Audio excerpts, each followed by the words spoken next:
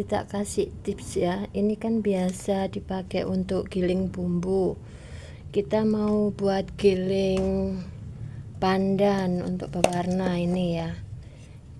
Tipsnya, kita kasih pandan sedikit, kita tambahkan air, kita tambahkan sabun cuci piring, jangan banyak-banyak, pokoknya ada sabun cuci piringnya.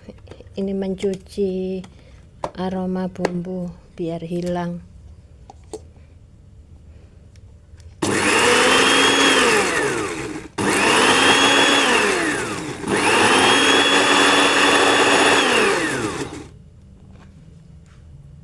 Nah, habis ini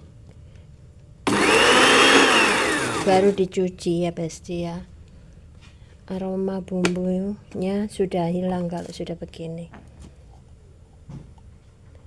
Ini dicuci sama pandan sama air sabun cuci piring.